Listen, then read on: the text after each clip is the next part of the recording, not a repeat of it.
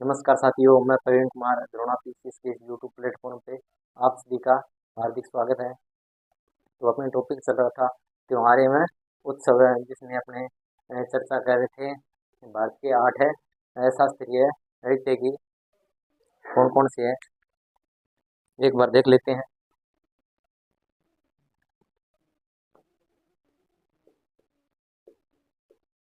शास्त्रीय नृत्य,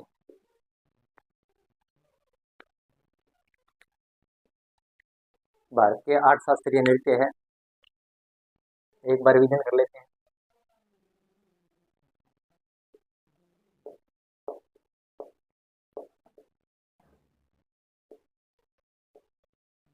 भरतनाट्यम,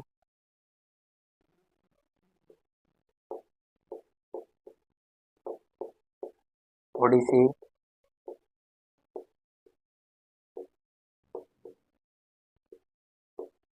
मणिपुरी,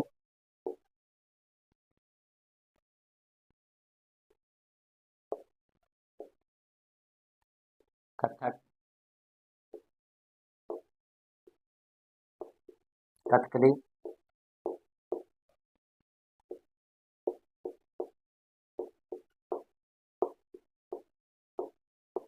मोहिनीअट्टम,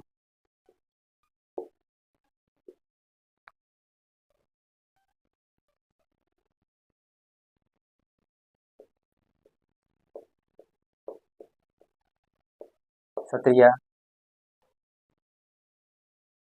भरतनाट्यम, ओडिसी, मणिपुरी, कथकली, कथक, मोहिनीअट्टम, सत्रिया।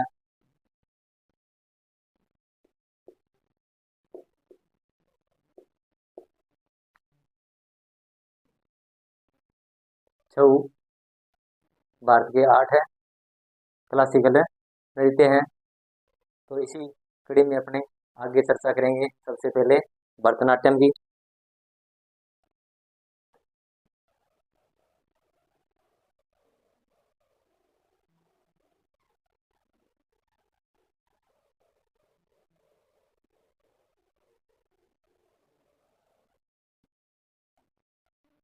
भरतनाट्यम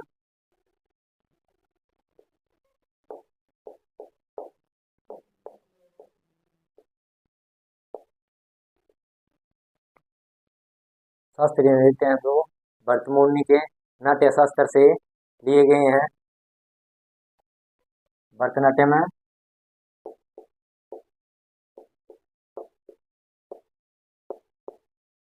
तमिलनाडु का शास्त्रीय नृत्य है। इसका पुराना नाम सादिक था।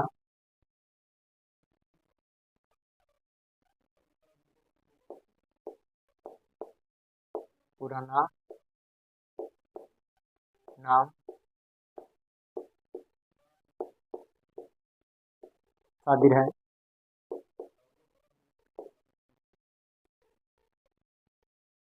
अन्य नाम दासियटम,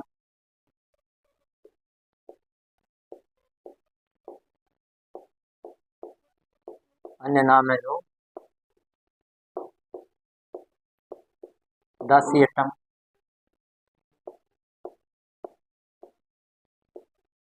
अन्य नाम है जो दासियटम। अग्नि नृत्य,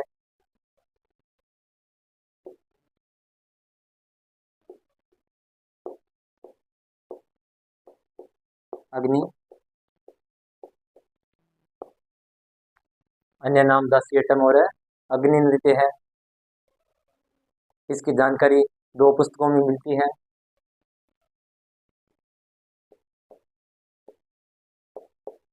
भरतनाट्यम की जानकारी 2 पुस्तकों में मिलती है।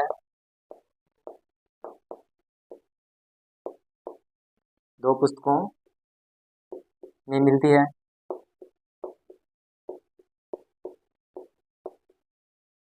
पुस्तकें कौन कौन सी है देखते हैं। शिल्पाधिकारम,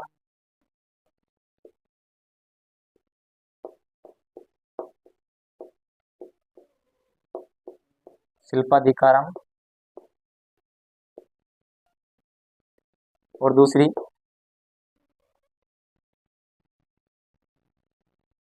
अभिनथ दर्पण।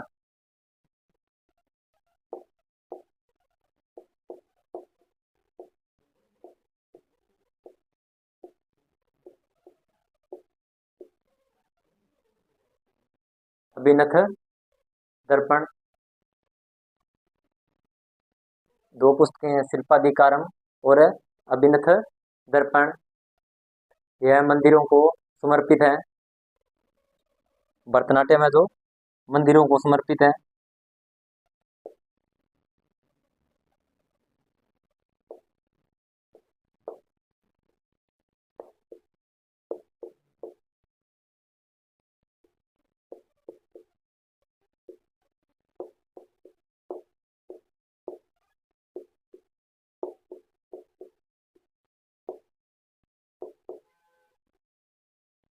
यह मंदिरों को समर्पित है। नृत्य का आरंभ अल्लाह रिपु से होता है।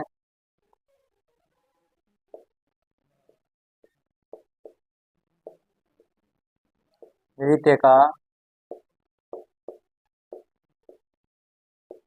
आरंभ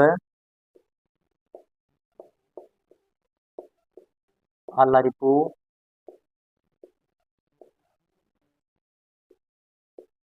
से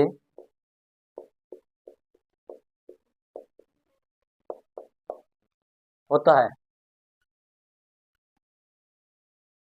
काकटम मुख हस्त मुद्रा में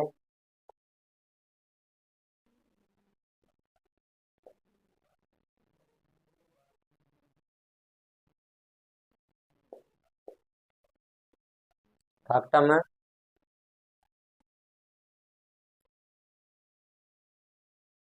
कट का मुख हस्त मुद्रा सॉरी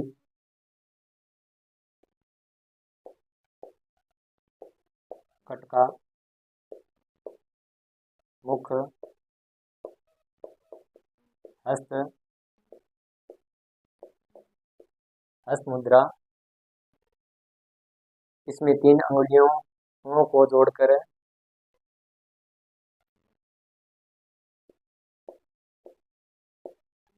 इसमें 3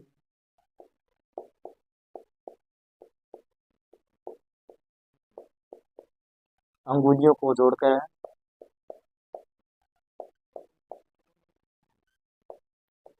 3 अंगुलियों को जोड़कर ओम का प्रतीक निर्माण किया जाता है।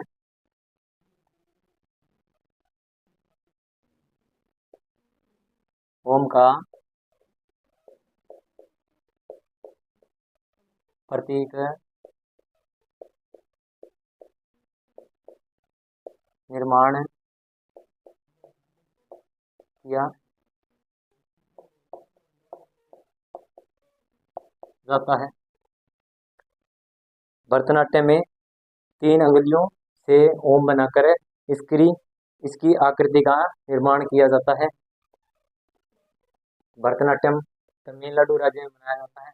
पुराना नाम सादिर है, अन्य नाम दासियट्टम अग्नि नृत्य। इसकी 2 पुस्तकों में जानकारी मिलती है हमें, शिल्पाधिकारम और अभिनथ दर्पण में। यह भरतनाट्यम है जो मंदिरों को समर्पित है। नृत्य का आरंभ आल्लारिपु से होता है। कट का मुख्य हस्त मुद्रा है, इसमें 3 अंगुलियों को जोड़कर ओम का प्रतीक निर्माण किया जाता है।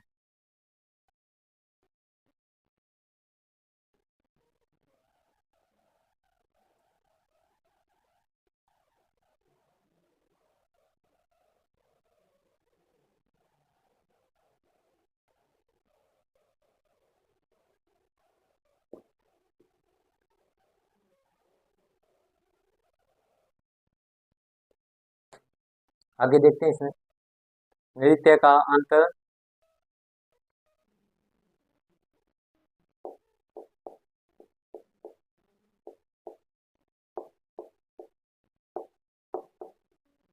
नृत्य का प्रारंभ अपने अल्लारिपु से होता है और इसमें नृत्य का अंत तिलाना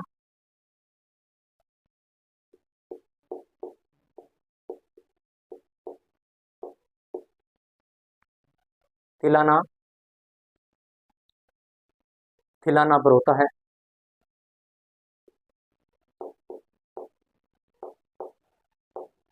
थिलाना थिलाना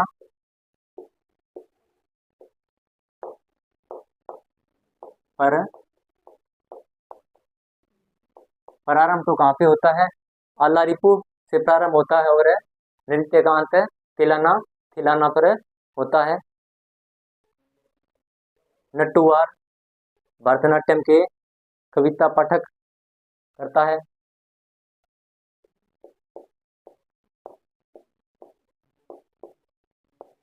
नट्टूवार है जो भरतनाट्यम में कविता पाठक करता है।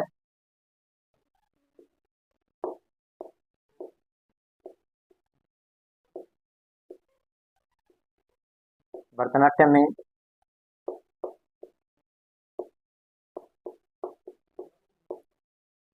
भरतनाट्यम में कविता पाठ है करता है।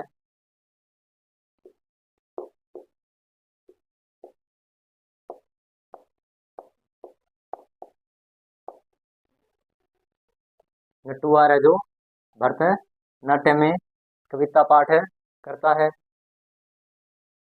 धुन के लिए कर्नाटक संगीत का प्रयोग होता है। तो दक्षिण भारत के शास्त्रीय नृत्य है, उसमें धुन के लिए कर्नाटक संगीत का प्रयोग किया जाता है। धुन के लिए कर्नाटक संगीत का प्रयोग किया जाता है।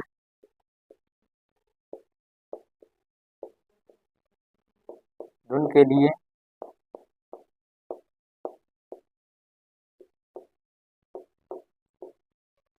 कर्नाटक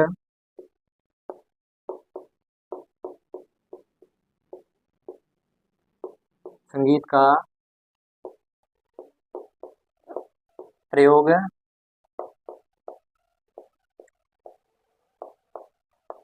किया जाता है।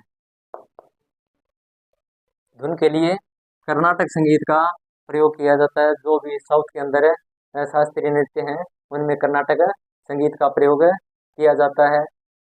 और एकल कलाकार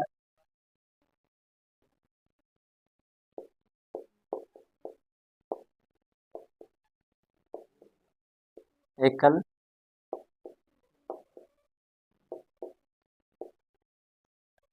एकल कलाकार विभिन्न भूमिकाओं को दर्शाता है।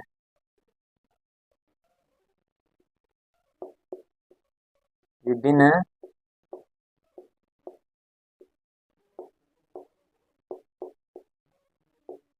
भूमिकाओं को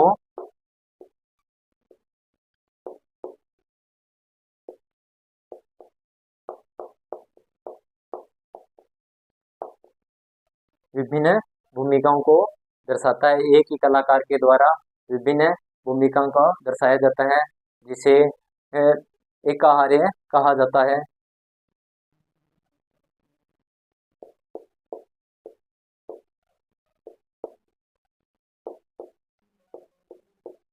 जिसे एकाहार्य कहा जाता है। भरतनाट्यम में एक ही आदमी के द्वारा विभिन्न भूमिकाओं को दर्शाया जाता है। भरतनाट्यम में नृत्य का अंत थिलाना थिलाना पर होता है और शुरुआत इसकी आला रिपू से होती है। नटुवार भरतनाट्यम में कविता पाठ करता है। धनु धुन के लिए कर्नाटक संगीत का प्रयोग किया जाता है और एक कलाकार विभिन्न भूमिकाओं को दर्शाता है, जिसे एकाहार्य कहा जाता है, यानी कि एक ही कलाकार के द्वारा भरतनाट्यम किया जाता है। भारतीय संगीत को दो भागों में बांटा गया है।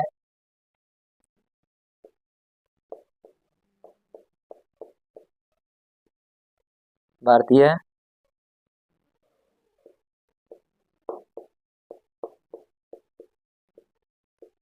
संगीत को भारतीय संगीत को दो भागों में बांटा गया है।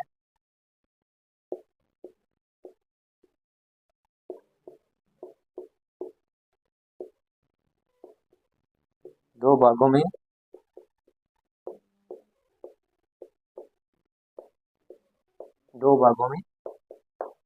बांटा गया है। उत्तर भारत में हिंदुस्तानी संगीत,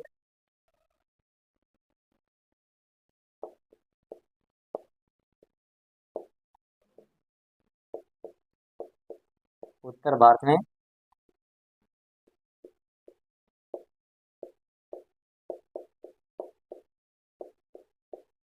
हिंदुस्तानी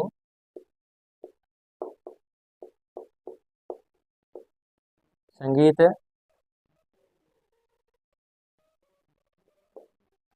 उत्तर भारत में हिंदुस्तानी संगीत और दक्षिण भारत में कर्नाटक संगीत।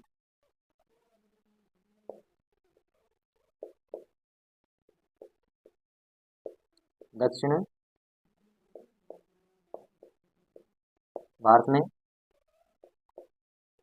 कर्नाटक संगीत।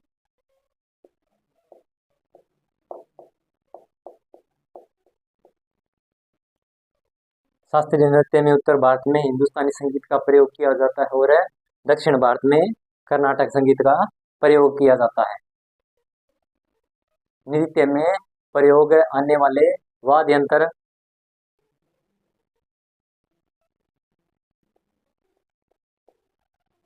नृत्य में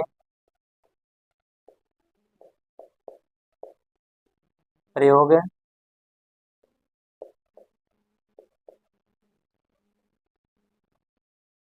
इसको अपने ऊपर करेंगे।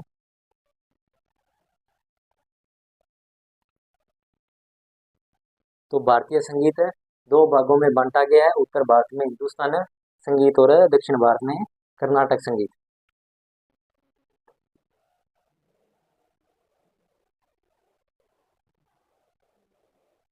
इसके अंदर आने वाले प्रयोग में आने वाले वाद्य यंत्र है उसकी भी चर्चा करेंगे। किस किस वाद्य यंत्र से भरतनाट्यम किया जाता है।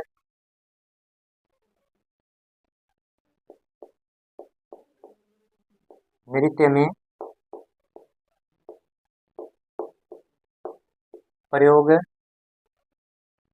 वाद्य यंत्र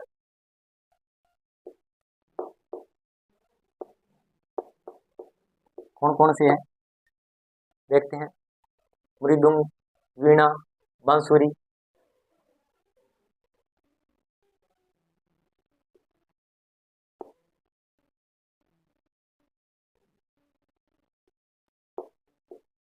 मृदंग, वीणा जो माँ सरस्वती के पास होती है और बांसुरी जो भगवान है कृष्ण के पास होती है। मृदंगम,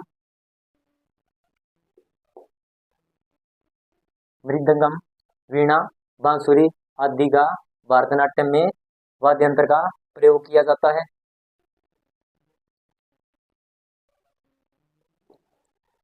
इसके बाद में अपने अगला नाट्य शास्त्रीय नृत्य देखेंगे कौन सा है, किस प्रकार है और ओडिसी।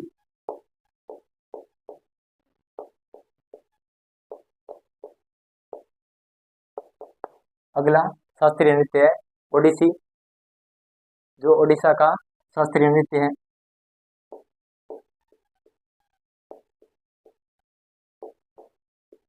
उड़ीसा का शास्त्रीय नृत्य है।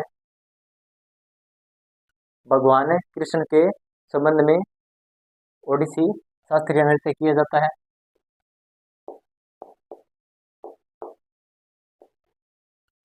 भगवान कृष्ण के संबंध में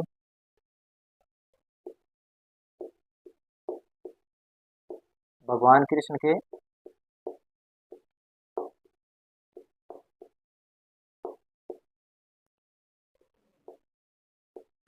भगवान कृष्ण के संबंध में किया जाता है। यह त्रिभुज मुद्रा में किया जाता है।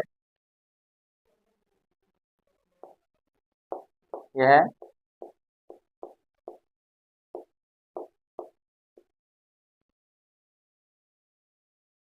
त्रिभंग मुद्रा में किया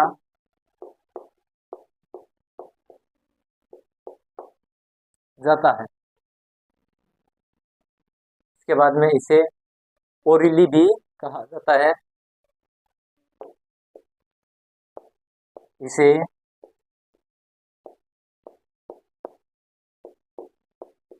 ओरिली भी कहा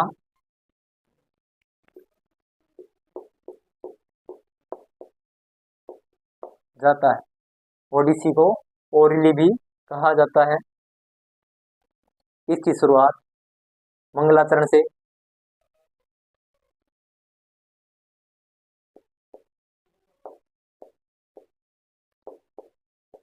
इसकी इसकी शुरुआत है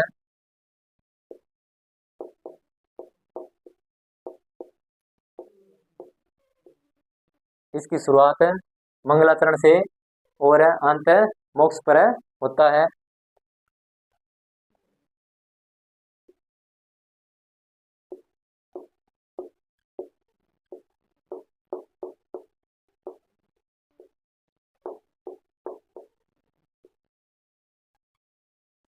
और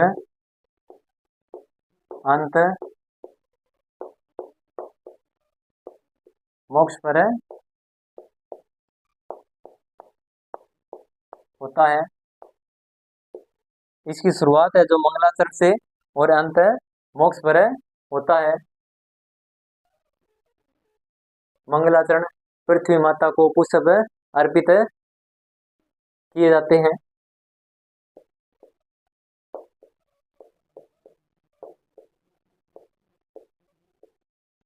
मंगलाचरण में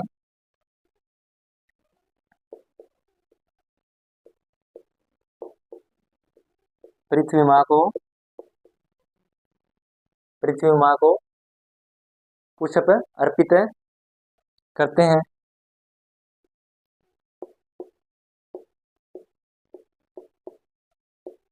पुष्प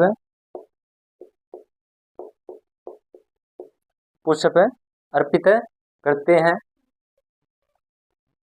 और मोक्ष में थारीजम नृत्य से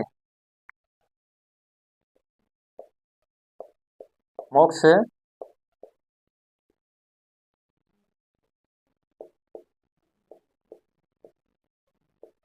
थारीजम नृत्य से ओडिसी शास्त्रीय नृत्य का अंत करते हैं। नृत्य का उदाहरण कहाँ पे इसकी शुरुआत हुई? उदयगिरी और खंडगिरी गुफाओं से इसकी शुरुआत हुई।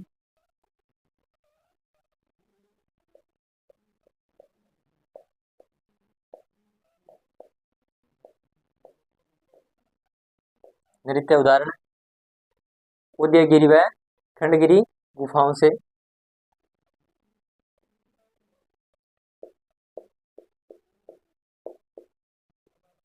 उदयगिरी व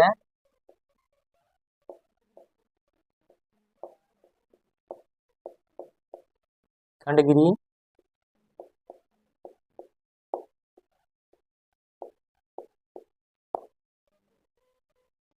इसका उदाहरण हमें उदयगिरी और खंडगिरी गुफाओं से मिलता है। ओडिसी शास्त्रीय नृत्य भगवान कृष्ण के संबंध में है। यह त्रिभंग मुद्रा में किया जाता है। इसे ओरिली भी कहा जाता है। इसकी शुरुआत मंगलाचरण से और इसका अंत मोक्ष पर होता है। मंगलाचरण में पृथ्वी माँ को पुष्प अर्पित करके ये शास्त्रीय नृत्य की शुरुआत की जाती है और इस शास्त्रीय नृत्य की अंत मोक्ष मोक्ष में थारीजम नृत्य में थारीजम नृत्य करके इसका अंत किया जाता है। और इसका हमें उदाहरण देखने को मिलता है उदयगिरी और खंडगिरी की गुफाओं में। इसका अब वहाँ पे शिलालेख है तो उससे मिलता है।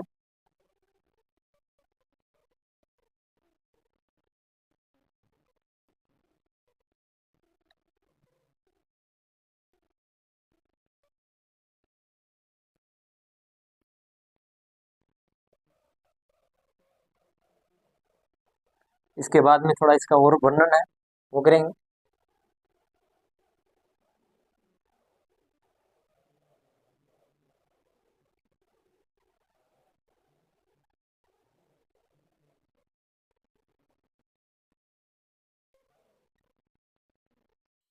मुख्यतः यह शास्त्रीय नृत्य जो वो महारिया जनजाति के द्वारा किया जाने वाला नृत्य है।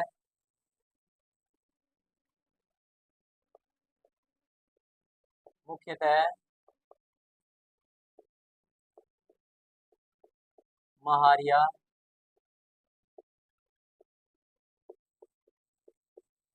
जनजाति द्वारा किया जाने वाला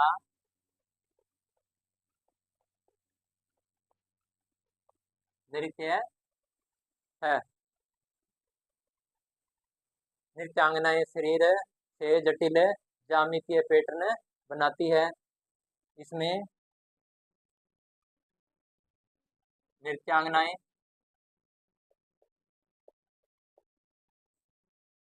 नृत्यांगनाएं शरीर से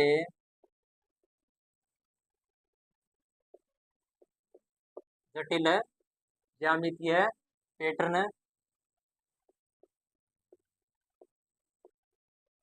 ज्यामितीय पैटर्न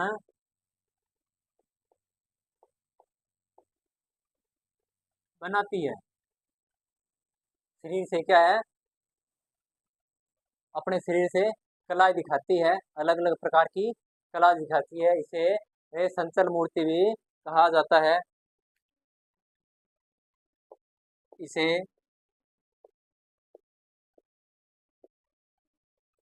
सत्सल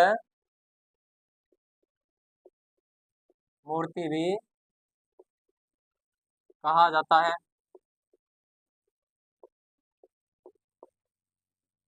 इसे सत्सल मूर्ति भी कहा जाता है। यह नृत्य जल तत्व का प्रतीक है। यह नृत्य जल तत्व का प्रतीक है।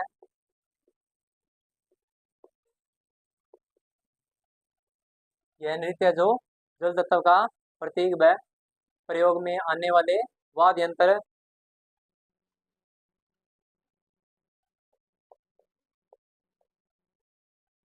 प्रयोग में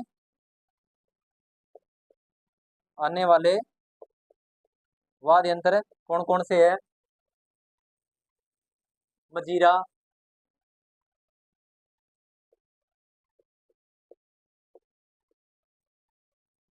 मजीरा वाद्य यंत्र इसमें प्रयोग में आता है। और पखावज,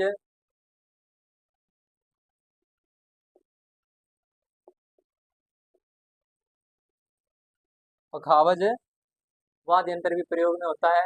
और ढोल सितारा,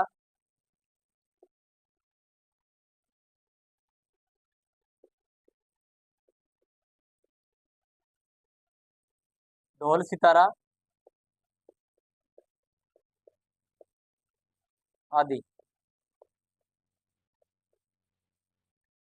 इसमें तीन वाद्य यंत्र प्रयोग में होते हैं, मजीरा, पखावज और ढोल सितारा। मुख्यतः ओडिसी शास्त्रीय नृत्य में महारिया जनजाति के द्वारा किया जाने वाला शास्त्रीय नृत्य है।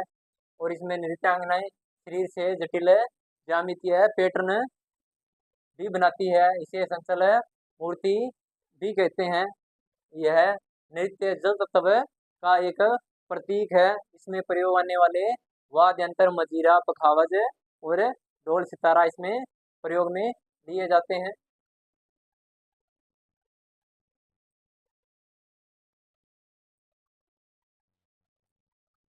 इसके बाद में अपने देखेंगे मणिपुरी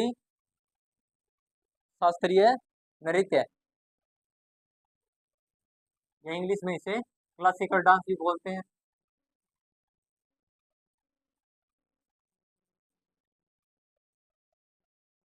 मणिपुरी क्लासिकल डांस।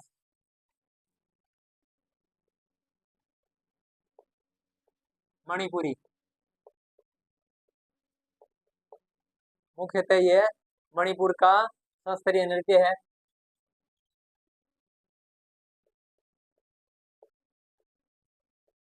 मणिपुर का शास्त्रीय नृत्य है। इस शास्त्रीय नृत्य में यह वैष्णव संप्रदाय से संबंधित है।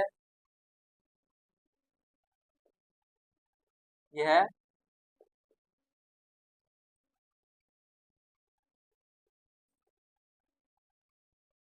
वैष्णव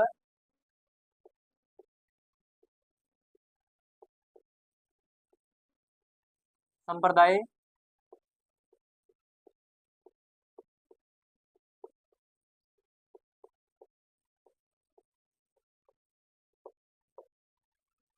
यह वैष्णव संप्रदाय से संबंधित है।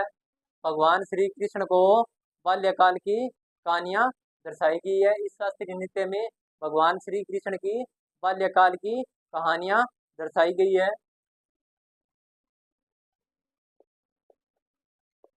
भगवान कृष्ण की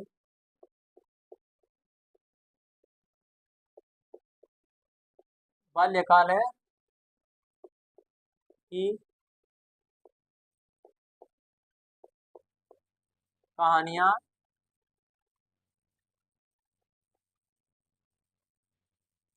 दर्शाई गई है।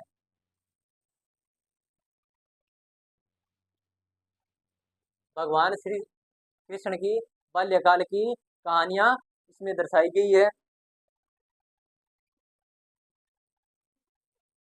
और इसकी 3 प्रमुख शैलियां हैं।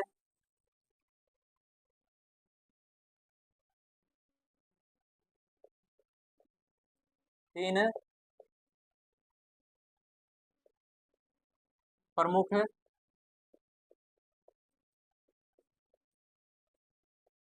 शैलियां हैं जिससे इस शास्त्रीय नृत्य को किया जाता है। लाई हरोबा,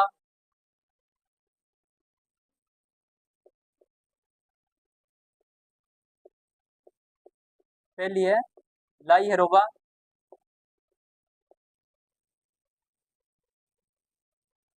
और दूसरी है संकीर्तन।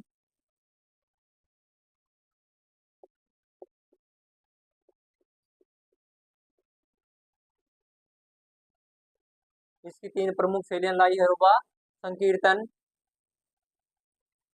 और रासलीला।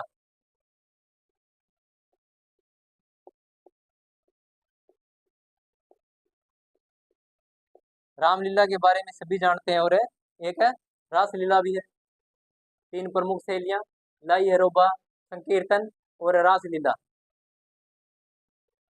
इसमें पेन्ना वाद्य यंत्र का प्रयोग किया जाता है।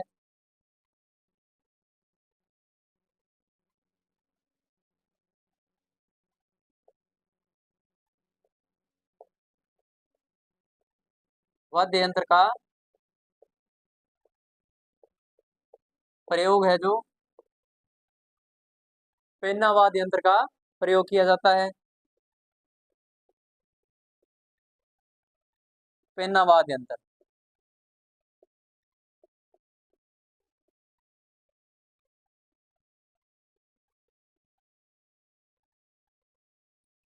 नृत्य, वाद्य यंत्र बजाना, गाना बजाना एक ही व्यक्ति द्वारा किया जाता है। इसमें नृत्य है जो एक ही व्यक्ति के द्वारा किया जाता है। नृत्य, वाद्य यंत्र बजाना और गाना बजाना एक ही व्यक्ति के द्वारा किया जाता है।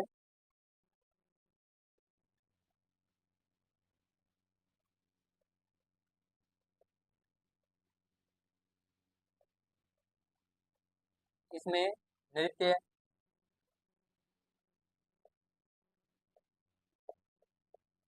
वाद्य यंत्र बजाना,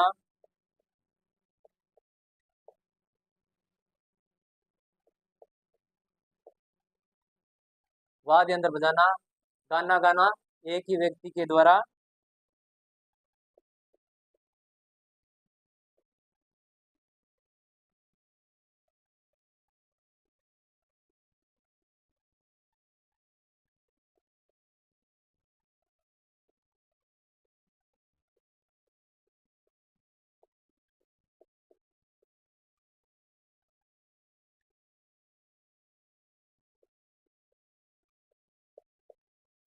एक ही व्यक्ति के द्वारा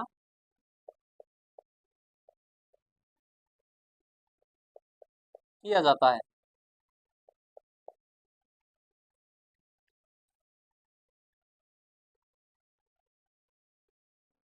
इस शास्त्रीय नृत्य में नृत्य, वाद्य यंत्र बजाना, गाना गाना एक ही व्यक्ति के द्वारा किया जाता है। इसे पंग चोलेम कहा जाता है।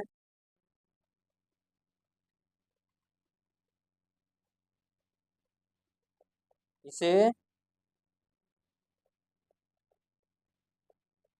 पंगचोलेम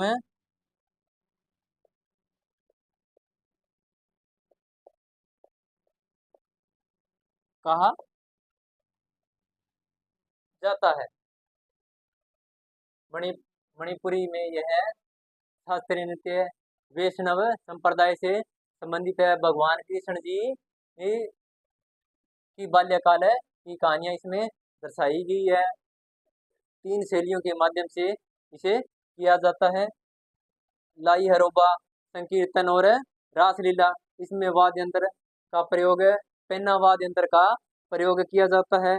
इसमें नृत्य, वाद्य यंत्र बजाना, गाना गाना एक ही व्यक्ति के द्वारा किया जाता है।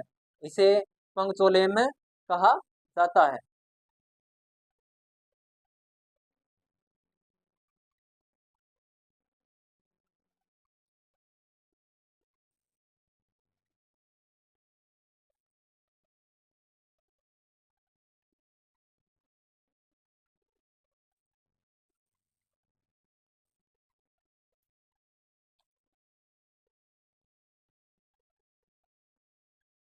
इसे पंगचोलेम भी कहा जाते हैं।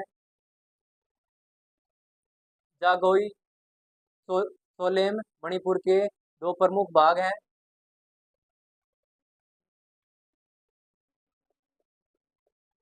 जागोई,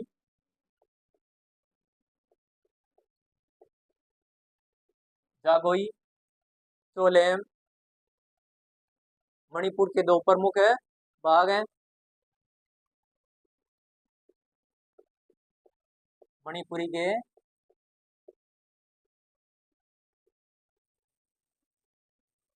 2 प्रमुख भाग हैं। जागोई, चोलेम मणिपुरी के 2 प्रमुख भाग हैं। इसमें 64 तालों का प्रयोग किया जाता है। हाथों पैरों की 64 तालों का प्रयोग किया जाता है।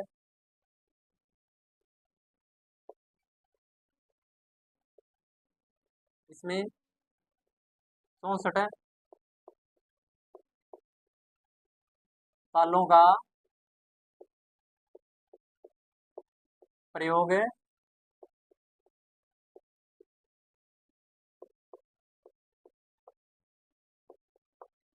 किया जाता है। हाथों पैरों की 64 तालों का प्रयोग किया जाता है। नागबंद मुद्रा।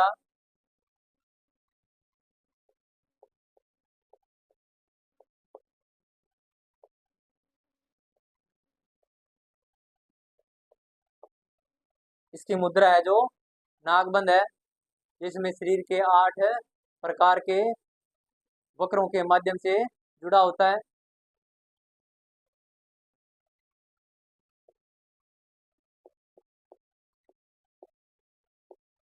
जिसमें शरीर के जिसमें शरीर के 8 आकार के वक्रों के माध्यम से जुड़ा होता है।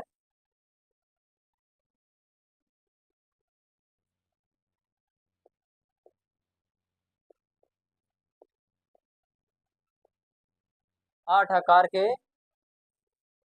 वक्रों के माध्यम से जुड़ा होता है।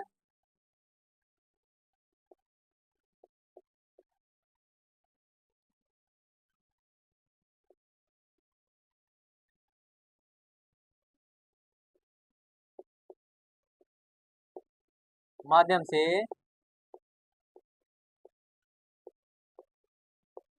जुड़ा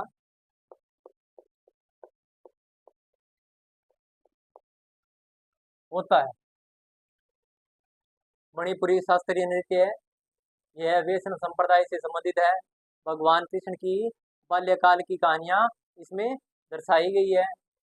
इसकी 3 प्रमुख शैलियां हैं, लाई हरोबा, संकीर्तन और रासलीला। इसमें पेन्ना वाद्य यंत्र का प्रयोग किया जाता है। नृत्य वाद्य यंत्र बजाना, गाना गाना एक ही व्यक्ति के द्वारा किया जाता है। इसे पंगसोलेम कहा जाता है। जागोई और सोलेम मणिपुर के 2 प्रमुख भाग हैं। इसमें 64 तालों का प्रयोग किया जाता है। नागबंद मुद्रा में यह किया जाता है। इसमें शरीर के 8 आकार में वक्रों के माध्यम से जुड़ा होता है। तो आज अपने क्लास यहीं समाप्त करते हैं। तो क्लास अच्छी लगी हो तो लाइक, सब्सक्राइब और चैनल को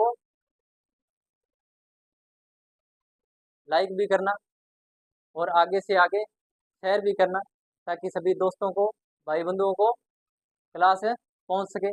धन्यवाद।